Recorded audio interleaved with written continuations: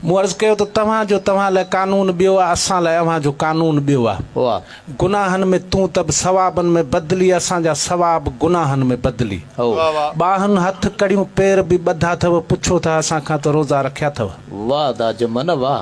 अल्लाह नाराज़ शैतान राज़ी, गरीब काफ़र अमीर गाज़ी। बम्बार खे तूं मुजाहिद सॾीं थो, मगर पाण नाही हिमायत करीं थो। घणनि जा त ॿचिड़ा काती सां कुटा अथव, पुछो था असां खां त रोज़ा रखिया अथव। नंबर तुंहिंजो ईंदो सो दोज़ख जो हूंदो, कब्ज़े फ़क़ीरनि जे फिरदोस हूंदो।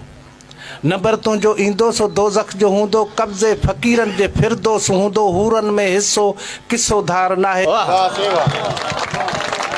यार अची कहिड़ा कहिड़ा फ़िक्र फैलिया अथव, पुछो था असां खां त रोज़ा रखिया अथव। फ़िरकनि में तूं तो वटि फ़ज़ीलत खुटी आहे। फ़िरकनि में तूं तो वटि फ़ज़ीलत खुटी आहे। शिदत पसंदी ऐं वहशत वधी आहे। पंहिंजी यार यारी इंसान सां आहे, अव्हां रखी यारी शैतान सां आहे। अड़े मज़हब जे नाले ख़ज़ाना लुटिया अथव, पुछो था असां खां त रोज़ा रखिया अथव। अरबे रुपयनि जी चोरी तोखे माफ़ आहे। भलो भलो। अरबे रुपयनि जी चोरी तोखे माफ़ आहे, ग़रीब 100 में फिराई हाफ़ आहे। अरबे रुपयनि जी चोरी तोखे माफ़ आहे, ग़रीब 100 में फिराई हाफ़ आहे। थोरो तुंहिंजे ॿधिजी कंहिं मरहले में त कोरट बि क़ाबू थाणो थिरथिले में। अड़े मिसकिन मारे भितिन में हया अथव, पुछो था असां खां त रोज़ा रखिया अथव। ख़ल्क़ियो जंहिं बि ख़ालिक़ अव्हां कोन ख़ल्क़ियो। ख़ल्क़ियो जंहिं बि ख़ालिक़ अव्हां कोन ख़ल्क़ियो।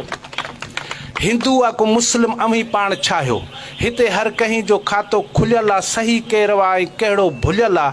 अजब फ़ैसिला फ़र्ज़ फ़िक्र मढ़िया अथव, पुछो था असां खां त रोज़ा रखिया अथव। करीं जे तूं उज़हा छेलो फिर्ज में आहे। करीं जे तूं उज़हा छेलो फिर्ज में आहे, बाक़ी खल ओझरी नकी घुर्ज में आहे। ॾाढो गोश्त खाईंदड़ जानवर लॻी थो, शायदि कुख फाड़ींदे मांगर लॻी थो। अड़े सिजूं फिरायूं कढ़ायूं शीखूं सेकिया अथव, पुछो था असां खां त रोज़ा रखिया अथव। सिधो सिधो अणसिधो, सिधो अणसिधो सब को टैक्स भरे थो। बदले में बेहतर भला छा मिले थो, न सेहत हिफ़ाज़त न की साफ़ पाणी। घणनि ख़ुदकशी में कई मोकलाणी। अड़े नकुली दवा ॾेई मर्ज़ में मारिया अथव, पुछो था असां खां त रोज़ा रखिया अथव। तते ॾींहुं तगारी ते